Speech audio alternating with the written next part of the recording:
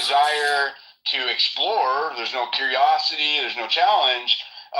The challenge actually goes to those who aren't buying into it, right?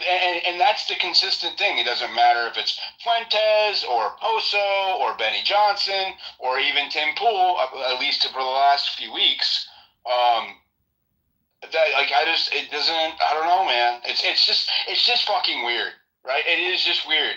No disagreement with that, man. I did a full episode basically dedicated to this topic just a few days ago, and Tim in particular, and I'm bothered by it. I really don't like the lack of curiosity when it comes to this case. And here's the other thing that I try and always remind myself: they actually knew Charlie well. And I think that for them, it's a much scarier thing. It's a much more personal thing. I had met Charlie, but I wasn't friends with him by any stretch. And it's so for me, all I care about is the macro. I want there to be justice. I don't want to live in a country where political assassinations, particularly political commentators, happens and the guilty get away with it. So that's my entire focus. I think for these guys, a lot of it's self-preservation. They're scared to death. That's my honest opinion. But then there's also the angle of some of these dudes are genuinely controlled opposition. Like I said about Posobiec, that's my vibe on that guy. 100%. So I think that yes, they're all coming glaring with him, right? It's fucking glaring with him. Yeah, but I say that after him spreading a lot of obvious misinformation, egregious misinformation. Tim hasn't done that. Tim approaches this, in my opinion, from a place of ignorance, and I say that respectfully. He just genuinely does not know the valid things that Candace has brought forward, or that I have, or anybody else that's been studying this case. And there's a lot of really valid shit that people ought to be parsing out and thinking about. I agree with that, but I think that's whenever you step in and you say, I am ignorant to this, instead of giving an opinion, you say, I don't know, I haven't looked in it. And then that is authentic. Pushing the federal narrative whenever you have not looked into it and you're pushing that agenda anyway is very inauthentic and is why they are losing their viewership. We would respect them so much more if they're I haven't had the time to study it. That's not my niche. I'm working on something else. Well, and I think it's even worse than that because, it's not their niche, but who gives a fuck? This is their friend. This is their colleague. This is super important. And it's important that they know what's going on with this, regardless of whether or not they want to come out and dedicate their show to it like Candace has, or dedicate their lives to researching it like most of us have. It's okay, fine, but then don't get mad at the people who are. Thank them for actually digging and trying to make sure that your friend and colleague gets justice, including his family and his children.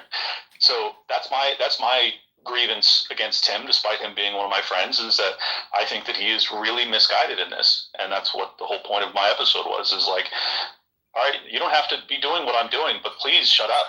Please let us work.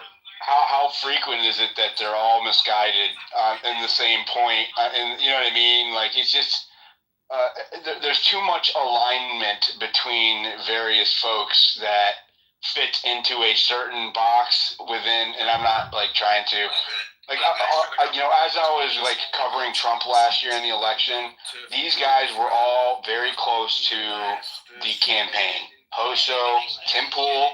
Okay, yep. I was at a couple of events where they spoke. I met them both, right? They spoke at the same events. They were keynote speakers. So it's just strange. You know what I mean? I feel like this is a close to the administration thing. Yeah. All of these fuckers are close to the administration. Benny Johnson, extremely close to the administration. Crowder, right? Tim Pool, Jack Posobiec, even in Crowder, okay, you have Nick Fuentes going on his show the other day. Do you see what I'm saying here? There's a club feel to this, and that's. I agree. Let him respond. Yeah, well, I've always felt like some of these guys, as I said earlier, some of them are legitimately script reading propagandists for the regime. That's what some of them are. I don't think that Tim is that. I think that Tim is, because he wants to have proximity to power. He wants to have one of his reporters in the White House briefing room. Access. He wants access, so he plays nice. And I'm full on burn everything to the ground radical, and he and I are different in that way. So that's Candace just retweeted your post, Clint. Wait, what? Candace just retweeted you. Which post? And she said, I cannot explain it, but I sense that this isn't actually about me and that Tim Pool is under tremendous financial pressure. Men have a certain way when they are under economic pressure, and I feel like he's just lashing out, and I happen to be here. So she kind of gave him some grace there. Yeah, well, and let me add to that, because I think she's right, but not for a highly conspiratorial reason.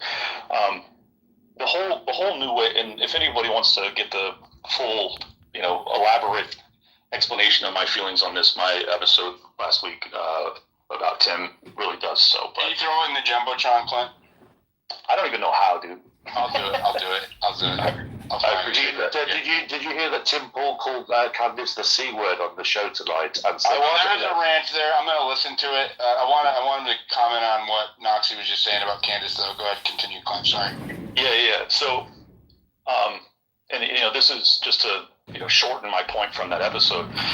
I think that if you look at who's ascendant over the past 2 years, since the war in Gaza began, it's like Tucker Carlson, Dave Smith, Nick Fuentes, Candace Owens.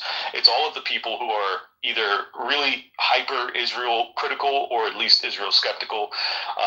Ian Carroll, my numbers have increased a lot, and I think that the people who are the old guard, the people that were the most prominent in 2020, they all rejected that wave because they recognize that it's a advertiser killer, it's a relationship killer, it removes you from proximity to the White House, so they all want to maintain that. It's the establishment. Yes, but as a consequence of that, they are hemorrhaging viewers and listeners. So when Candace says that she sees him lashing out because of financial stress, I think that's absolutely true, is that he's got this huge operation and his viewership is down, and it's panic mode. But it's not because of Candace, it's because of credibility. Well, I'm not blaming on Candace at all. I'm explaining exactly why. I think the numbers are down for all these guys.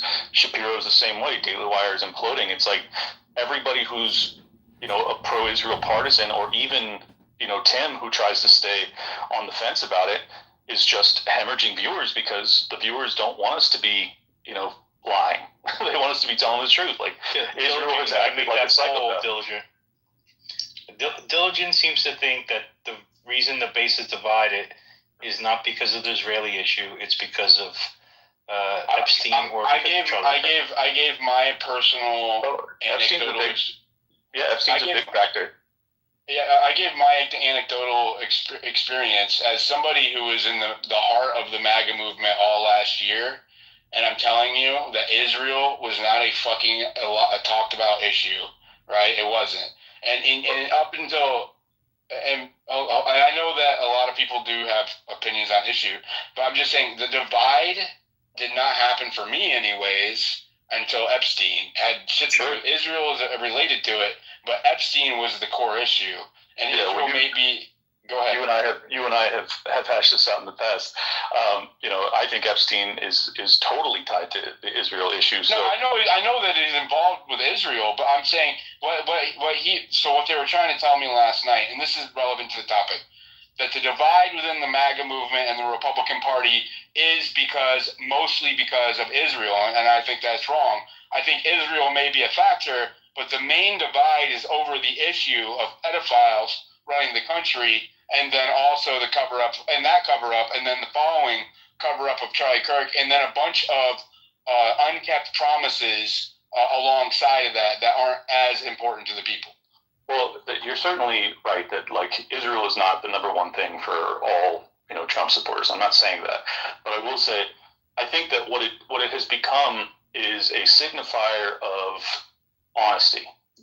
Are you capable of being critical of Israel's egregious actions at times? And if you aren't, then why the fuck am I listening to you? And I think, that's what Ben Shapiro... It's a litmus test. Yeah, it's a litmus test. And Ben Shapiro failed it because he's literally a paid propagandist for a foreign country. And then all these guys are, quasi that. Tim is not that, though. Like, that's the one thing I'm really confident about, is that Tim is independent. However, Tim wants to maintain proximity to the White House. And if you want to maintain proximity to the White House and have one of your people in the fucking press briefing room, well, then you're going to have to just eat shit when it comes to talking about Israel. So that's my read on it. And it bums me out because I really feel like everybody ought to be just telling the truth. But it almost feels like the Charlie Kirk thing has become the new litmus. It is. The Charlie Kirk thing is the new litmus test, right? Well, for some people. Well, I mean, for Americans. Well, the reason I'm saying for some people is that, like, Fuentes is going hard with the regime narrative on that, and a lot of his, diehard group or audience doesn't give a fuck. They love the guy. But a lot of them do. Like, a lot of them do as well. Sure. He said that this was the most unpopular opinion he's ever taken. And if he's saying that, it's because he's getting that feedback from his own audience. Wouldn't you agree? Of course, and that's great. And I think that's exactly why he went so ballistic on Ian Carroll, because he's like, yeah, this is a weak point in my my armor, kicking the armor. So yeah, I think that, and that's my whole point with all these people is like, look, don't look at your numbers and just get mad. Actually look in the mirror and ask yourself, what am I not doing? What am I not being, like, inquisitive enough about, honest enough about? Yeah, it is. It's out of touch, but I think it's also just, like, it's relational. Like, they have relationships to power that make it very hard for them to actually tell the truth about certain topics that their audiences care deeply about, and I just don't have that fucking issue. So, good for me. Sucks for them. I didn't know that, Dave. I've been canceled like 3 times this year. I haven't given a fuck. Just keep going. And it seems like the people who just kept on shilling the narrative are all scrambling right now. It does seem like they're kind of panicking. All of this shit, it's very panicky. Go ahead, Uncommon. Yeah, I'm going to play the clip here in a minute, second too. Your clip, Clint. Go ahead, Uncommon. I wanted to say something real quick because I do feel like he's catching some. I feel like he's catching some arrows, and I'm going to be that guy that I guess defends him for whatever reason. But I do disagree with his opinion on Charlie Kirk. But I do think it is a mischaracterization to say that he's out there pushing the narrative for the government. What's happening is people ask him his opinion, and he says, "I don't think there's enough evidence for me to believe anything other than the government opinion." He's not saying, I mean, compare him to Jack Posobiec, it's not the same thing. Jack is posting about transfers every day. Nick is literally doing his own thing. He's not really pushing the narrative, but he just says, I don't believe the story. And if you actually watch a show or have watched different things about a show, he's gone back and forth on it.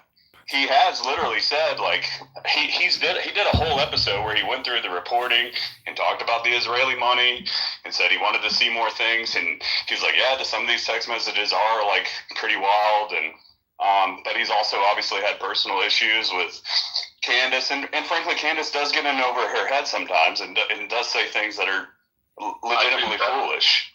So, he did say to Crowder today that he thinks Tyler Robinson did it. That's a pretty declarative statement. He said, as it stands now, I believe Tyler Robinson did it. That doesn't mean I think 100% it's Tyler Robinson. As it stands now, and that was after Crowder asked him. He's not going on a tour saying, hey guys, this is what's actually happening.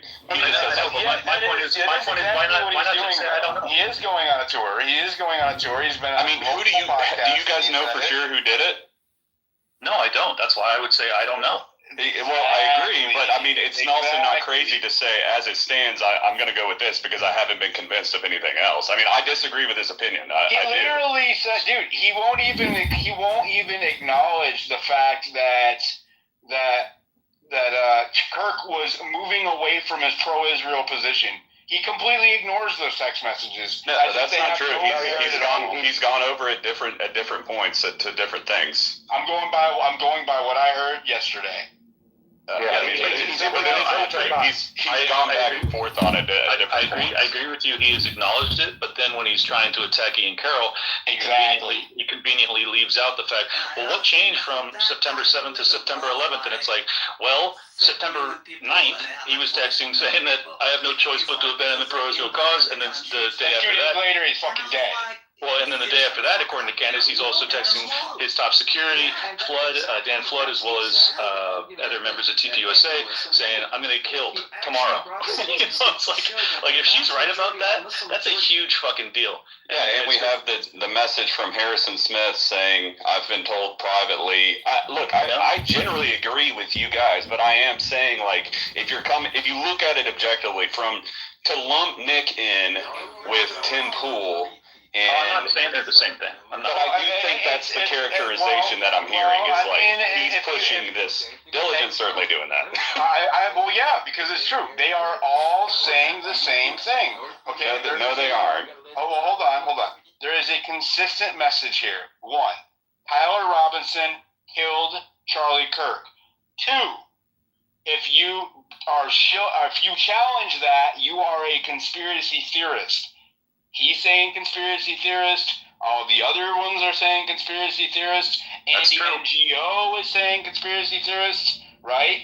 And so, again, it's not just the fact that they are accepting the Fed narrative. It is also that they are disparaging those who are not accepting the Fed narrative. So, I mean, I would like to agree with you, but the fact of the matter is that he is doing those things. So let me ask you this: how many Tim Pool's doing it? That Benny Johnson's doing it? That Andy NGO's doing it? I'm sorry. I'm sorry that you have to accept that. How many episodes or deep dives or things about Nick can you give examples of him talking about MK Ultra or intelligence operations or things like? I feel. What is that? How many examples of me talking about this? I'm saying like but you're comparing him to Ian Carroll or somebody or Candace Owens who literally talk about that stuff all the time. Never discussed those things, but he's still talking about it. Like, what do you mean? I'm saying that it's not his wheelhouse in general. He doesn't do like deep dive conspiracies. He talks about international Jewish power and geopolitical. Situation. Well, okay. Well, since this has massive geopolitical ramifications and implications, why would he take a position on it at all? Listen. I know the dude is extremely intelligent. He's articulate. He's an excellent debater, right? Why would you take a vocal position on it at all if you were not educated? Like, every time I've heard him make arguments, they're usually supported by statistics or facts that he can cite, historical facts or statistics that people can look up. But when it's about this particular subject, he is taking a position and then using straw man arguments. I listened to it today. He's using straw man arguments. He's using ad hominem attacks. He's using non sequiturs, right? And he is a debater. He's a professional one. He knows exactly what these strategies are whenever you're not defending a case, a position on the merits. Like, so why is that? I mean, there is also he could be a little bit blinded by the personal beef with Candace, and he just doesn't trust Candace. And let's be frank, Candace is the main one pushing the opposite direction and presenting the other evidence. So I'm not saying that makes him right or wrong, but I just don't think he's out there like pushing the government narrative for himself. Like, he's just authentically, I think, who he is. He tells you whatever the hell's on his mind. Whether he's right or wrong about the Charlie Kirk thing, I think time will tell. I think he'll probably end up being wrong, but we'll see. Didn't he call Ian Carroll a retard? It's not my fault that he's saying the same, right or wrong thing that Tim Pool, that all of the other ones are saying. So, like, to say that I'm mischaracterizing it by saying, hey, he's aligning with these people isn't wrong. He is aligning with those people on this position, and he's doing so without presenting evidence as to why that's his position. I'm sorry. Yeah, and there is no evidence to back that angle up, which is what makes it so hard. Which is why, I actually disagreed with Ian a little bit because, it did come across like he was saying, "Hey, Nick, where you at? Like, come be in our camp where we think that Israel was behind this." And like from my vantage point, what I would like to see from Nick is just genuine curiosity and an open mind, and him saying, "That's what bothers me." Like, I don't know. I just don't know. I have, like, as you said on his stream, he knows about the text messages. He knows about certain things that should give him pause. And yet when he's on with Steven Crowder, it's like the litmus test for being accepted in the Con Inc. is like, are you just going to fucking eat the Fed slop and say Tyler Robinson did it when you don't actually know? And he did. He said that. And I'm like, why? Why are you doing that? That's just strange to me, because Tyler may have done it, but you definitely don't know, and Nick doesn't know, and I don't know, and it's just like, what the fuck? It's weird. He keeps getting on shows, though. Then he went on Pierce. I think that's kind of why and plus he might have got called on that shit, bro. Like, he's a high profile. I mean, I know, like, even Ian was saying he was shook that day. I think it was in your space or Mazes. But I don't know. I was expecting the Israel thing too, dude. I mean, is there, okay, if there is such a threat on these people, right, about speaking honestly about the largest assassination and you know, this millennium in American politics, then we have a serious fucking problem where the media is afraid to open their to report accurately or to hold any kind of scrutiny or curiosity. That's terrifying. That's terrifying in general, not just, you know, it's terrifying to speak out about it, but it's terrifying for where our country's at, right? Like, yeah, that's fucking terrifying. Well, and for the record, I think I'm right. Like, I don't think I'm just you know, fear-mongering about this. You know, if you actually listen to these guys, and I know a lot of them, you know, if you actually listen to them even publicly when they talk about it, when they're not screaming about Candace Owens, they're talking about how, you know, MTG resigned or retired because she was afraid for her life, and how all these political commentators are afraid for their life, and how Tucker Carlson's getting a house in Qatar, and he's got a house in the middle of fucking nowhere because he's afraid for his life. Like, I think genuinely that there is a massive threat against all of these people, and I think that some of them, like Candace, are crazy enough to just say, I don't care, I'm going to tell the truth, I want to make sure that there's justice for Charlie, and I want to fucking stop these people dead in their tracks. And then a lot of other people make the very conscious decision to go, I don't know what happened, but I'm not going to fucking dig into this because I don't want to end up like Charlie. Like, that's my honest opinion as to how a lot of these people view it. Hey, Dylan, I wanted to introduce Adam the Angler or whatever. And speaking of that, he's the one. He's been in my spaces before. You don't need to introduce him. Okay. Well, okay, because he had the cops call. They came to his fucking house. Adam, are you sure you had the right person, the right county when you called? Okay, we'll come back to you. Catherine, were you able to confirm? Yeah, based upon the post that you shared with me, it's not the same county.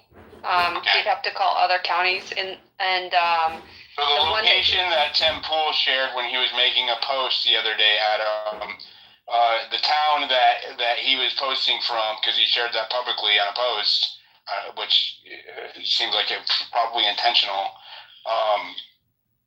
it doesn't match where you called. So sorry, I'm here, by the way. So I've had someone tell me that they think it was Berkeley County. Yeah, so I'm trying not to be announcing the town or county where it is. Okay. Yeah. Okay. Yeah, sorry about that. But anyways, yeah, I did have someone tell me that. I mean, to be honest, I would love for the FBI to call me back, or just make a statement maybe publicly. Like, they made a statement for Benny. Why not for Tim? Especially because he's got a press pass, you know? Yeah, it is weird. It is weird. And Tim could have presented at least some kind of when you file a police report, they give you a police report number that can be independently verified for press, and press can also get, you know what I mean. There's ways that he could verify that he. Oh yeah. He gave you the chicken coop cam, Diligent. You're asking for way too much. He put the address out there. Or the county, like, he put that out for public. He put the town in the state. Oh no, bro! No. All right. But the other thing as well, just to add to that very specific point, Diligent, he also said, again, this is added to the episode with George Santos and Milo. He said, Candice said that she had her lawyers at the same offices as that place in where was it, Delaware, right? He said he said, I've got loads of businesses. He said, I guarantee, he says, if you ever go and try and find them, they will never have Tim Paul business. He said, I've got all these names that are registered and purposely protected to try and save privacy and security. Yeah. Any public figures usually use an LLC. So if somebody any public figure usually uses an LLC to try and maintain their privacy. Like, that's very common. Okay, lots of people do that. I want to listen to the clip of him losing it on Candace. Let me just say real quick. I got that clip quote tweeted by Candace and replied to by Tim. So I'm right in the middle of all this. Just happened. Well, we'll do that in a second. All right, here's the clip. Organization that's rallying young people, causing a shift in the political leanings of a generation that for the first time in history is now in dire straits. Their leader and founder murdered, and prominent pieces of human trash are trying to destroy it. It's fucking evil. So you know what? When someone pulls in front of my property and fires on it several times, I'm sitting here looking at these vile pieces of shit and thinking to myself, for what purpose will I stick my neck out if this is what happens if a Charlie Kirk is killed? Candace Owens is a fucking evil scumbag. She is a degenerate cunt. She is burning everything down, and she's gloating and smiling while she does it. And you know what you fucking told me? She has no security. She doesn't fucking deal with the shit we have to deal with. She's a piece of shit. She's making everyone else suffer. And all of these fucking conservatives out there that send me these fucking messages have no fucking balls to call her out. More and more people have started doing it. They send me these fucking messages. Good for you, Tim. Good for you, Tim. I wasn't the first person to do it. I'm not going to take credit for that. But don't fucking DM me like I did something for you as you cower, as you fucking cower, scared that she'll put you on her thumbnail and claim you benefited from Charlie Kirk's assassination, which she's doing to me right fucking now. Yeah, that was the... I'm fucking done with these people. She has security, just not on the level of you. Oh yeah, the one fat guy you mentioned with no wall and no barrier in a suburban neighborhood with neighbors. She doesn't give two fucking shits. No one's out for her. She's lying about all of this. You told me you went to her house and she's got a 4-foot wall and one fat guy. And she doesn't give a shit about her security. Meanwhile, I get bullets fired at my fucking property and I have to go live in the middle of nowhere. And I got fucking strangers coming up to my house in Maryland, breaking in. I got people showing up and beating up the residents who are trying to live there. How the fuck am I even supposed to sell this property? And you know, it's all lies, it's all hypocrisy, and it is for the purpose of making money, and she does not live the way other people live. And she claims she liked Charlie, she loved Charlie, and she is burning everything down that he built, because she is evil. She is evil. And I'll say it again, this conservative movement is fractured, it's fried, whatever it is. Okay? Republicans are on track to lose the midterms. They were actually trending in the other direction until Charlie Kirk was murdered. Yeah. And this is the point, isn't it? The most effective political assassination in history, and thanks to the likes of the vile cunt Candace Owens, she has turned Turning Point into the perpetrators of the crime that was against them. Organization that's What does he mean by that? The most effective political assassination. What does that mean? That's a weird... No, he said organization. No, he did not. He said, I'll play it again. Ever it is. I think that Okay. Hold on. Republicans are on track to lose the midterms. They were actually trending in the other direction until Charlie Kirk was murdered. Yeah. And this is the point, isn't it? The most effective political assassination in history, and thanks to... The most effective political assassination in history. Okay, I understand. I think he means it in the sense that it has destroyed the entire right wing because he thinks that Charlie was holding it together. I don't agree with that, by the way. But it's a weird statement. It's a weird fucking statement to make. Effective. A lot of people have said it though. Effective. Well, I mean, it's the reason why it's being. I disagree. If it was truly a martyr of the left, we would be unified. But it's clearly that's not the case, right? Which is why it's falling apart. And all of the shit that he's listing off. It's due to all of them not acknowledging that fact. The fallout is not Candace's. She is a symptom of the problem, right? And so are they. Like that is. But the way they view it is the inverse. Is that I'm not saying they're right. I'm just explaining their perspective. If imagine for a second that you genuinely believe Tyler Robinson killed Charlie Kirk, then you're looking at Candace going, you're the one dividing the right.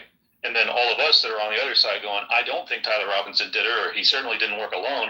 Then we go, it's Tim Pool and it's Benny Johnson and it's Posobiec who are dividing the right.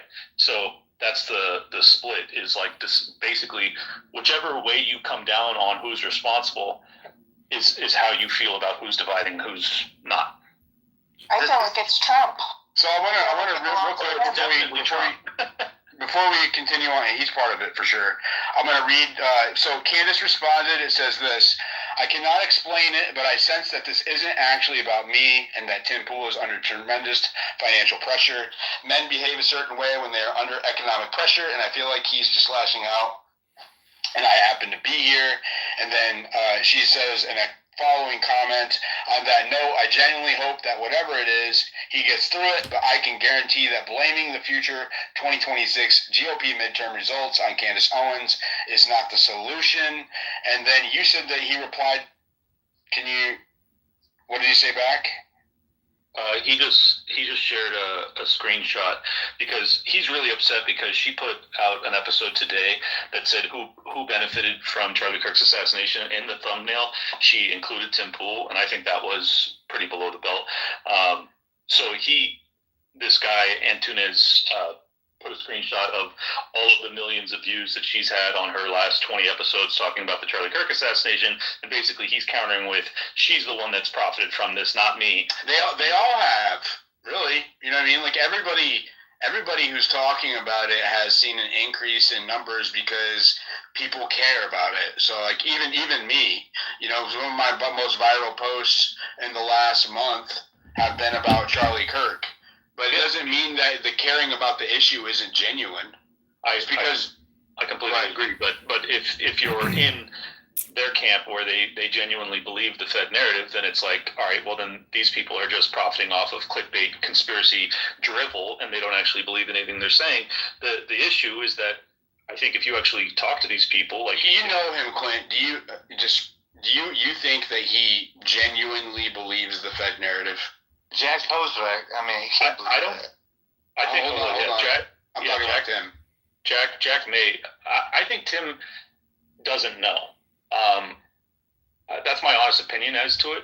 But he has basically come down on the side of defending TPUSA because he just views himself as like basically being in like the entire, you know, conservative commentating space. Their job is to help the Republicans stay in power, and I just disagree with that entirely. You know, I think our job is to tell the folks, hold them accountable, and to hold them to their promises. And you know, that's my major, you know, grievance with Tim over the past 6 months, is that I just feel like he is trying to defend the Trump administration against what should be genuine inquisitions and genuine anger, and that's not our job, dude. But it just feels like that outrage. It feels kind of like, to me, it seemed kind of like performative. Yeah. Well, maybe, but he's also. I think he is genuinely like. That's why I actually agree with Candace's post, because I watched IRL tonight because I knew it was going to be fireworks, and what he said was, and he's been saying this for days now, is that, you know, the security threats that he's under have put such a financial burden on him, because it's a totally different thing. People need to understand too. You know, Candace Owens runs a very small operation. Tim runs a major operation with guests, like new guests coming in every night that they have to fly in, the security, the booking, the costs, the everything, and then to have threats against him and his organization increases the cost of security. We're talking probably millions per year. So he is under immense financial stress. So I think Candace is right about that. That's just my guess. I don't know for sure, but I think that's true. He buys billboards. Candace is only a small team of 4. Tim Pool buys billboards in Chicago. You see his face on major billboards in Chicago, maybe because he's from the Chicagoland area. But the history of him with Joe Rogan and when he was calling out that former Twitter lawyer, I mean, great. He is a legacy, but to me, this seems performative. Like, this is drama 101. Like, it's all fake news, and he's just creating clickbait. It seemed like he was hinting at it. I called it out when it happened. He started taking pot shots at Candace unnecessarily. Like, he's done this to himself, right? He started taking pot shots at her, and then he was kind of like walking around it. He's like, well, if you look at conservatives on YouTube and you look at their numbers right now, all of their numbers are down. And then you look at Candace and her numbers are up. And in the background, we all know why. And he's like... And it's not just Candace, dude. Look at Tucker. Look at Nick. Look at Dave. Look at Ian Carroll. I mean, you go across the... People who are willing to fucking go against the establishment narrative are popular. Yeah, I've doubled in size over the past 90 days on YouTube. It's pretty crazy, and it's just because like all of these mainstream conservative commentators are unwilling to touch it, and if they are willing to touch it, it's to, in my opinion, to lie about it, to not tell any semblance of the truth as to what's really going on here. And I think that they're all suffering as a consequence of it. But that's not Candace's fault. That's not my fault. That's not Tucker's fault. That's not Ian Carroll's fault. That's on them. So you want to be the new establishment media, and you are. Right. Exactly. So now you get treated like Fox News because you're fucking peddling bullshit like Fox News. Like, sorry. It's even worse, I think, because there is a gaslighting occurring here with the so-called new media that doesn't happen with the legacy media, right? Like, it's the attacks on... Oh, we lost him. There is a gaslighting that occurs aimed at other outlets and creators that doesn't happen on the legacy news. But we'll go through some We're telling the truth, bro. It is. Zentani, do you have something like... It has to be serious, Zentani. I'm not doing comedy hour. Okay. It is very important, but I will sustain myself. Now's not the time. All right, thank you. Let's go to Uncommon. Go ahead. I do agree, I guess, to the first comment that you guys were kind of getting at. I mean, I didn't even listen to the Tim. I just saw that he was ranting and raving, and I'm somebody that's never watched Tim Pool. I've never cared about Tim Pool. Nothing against the man, but it reads to me, if I'm just giving a pulse check on it, it reads to me like something. It reads to me like somebody, almost like Ben Shapiro is at the Daily Wire. They have to become more extreme to get more views. And even Tucker, I think, actually is trying to get, like, that's why he's going on Pierce Morgan and yelling faggot 20 times. It's like, I don't think he would have done that 10 years ago. I mean, it seems like they're trying to compete with more outlandish content because that is what is going viral. But I did want to say one more thing about the Nick thing, and then I'll move on from that. But I wanted to say that let's imagine you're sitting in Nick's position and you're looking at this and you're like, okay, maybe you don't know what happens. Maybe you're like, what is, look at the risk versus reward. Let's say you do go to, hey, maybe Candace is onto something. There's a chance you're going to end up looking really foolish. We still have a trial coming up in January. We don't know what the FBI is withholding.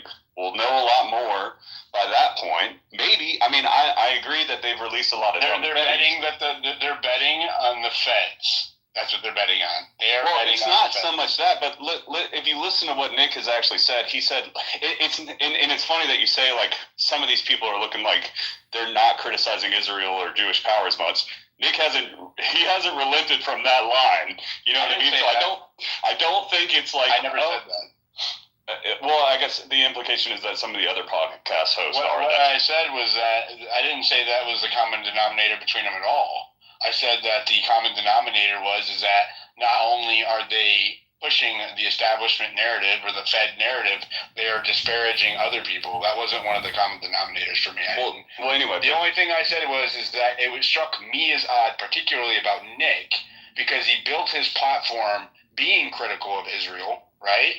And here is a I couldn't think of a sweeter layup, a straight-on pitch for him to knock that ball out of the park than right now with a tweet being released or a text being released of Charlie Kirk abandoning the pro-Israel position, and 2 days later he's fucking assassinated in front of all of us. That's a layup for his platform. That's why it struck me as odd. Well, I mean, but what I'm saying is, what I'm getting at is, to a certain degree, I see what you're saying, but kind of not really, because we still don't know for sure that Israel did it. We know that there's a lot of implications. Say that Israel did it, but why not? Why would you not even?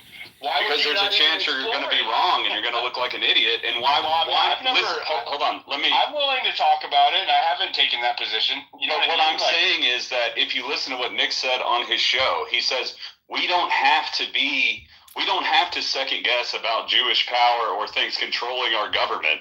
We can just watch what's happening. Look at the Warner Brothers and Paramount discovery and how, we can just look at, there's so much obvious stuff in front of us that we don't need to figure out, even if Israel did or didn't kill Charlie Kirk. I'm not saying Israel killed Charlie Kirk, by the way. Whatever, but that's the implication from the alternative theories. No, right? What I'm saying is that it is to not even. Not only is he not acknowledging that there's a potential motive there. I disagree that he hasn't acknowledged it. He did a whole episode on it. But he kind of discounts it, right? It's not in the. He's just gone back and forth. He's been wishy-washy on it. Okay, well, even being wishy-washy on things is.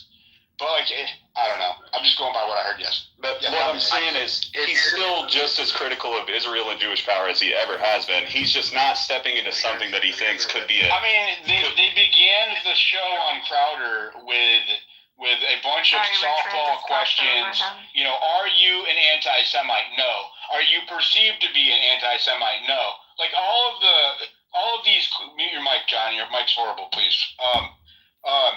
All of these pre-qualifying questions that were like softballs, and then they got into their conversation. You know what I mean? Like it was like it just feels like PR, right? It feels like PR. Like while he is also, selling the Fed narrative. Like I don't know, bro. It just all of it smells off. I don't have anything against any of these people, other than that it is very fucking odd to me that they are all simultaneously selling an indefensible position while at the same time attacking those who will not swallow the dick of the federal government right now.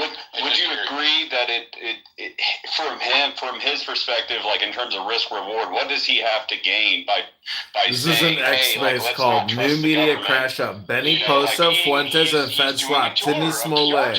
What do you mean? He's on Crowder. Yeah, exactly. Like, why does it? You don't think that there's other things that are? You don't think that that's You've been here for 4 days now, straight, wasting your time.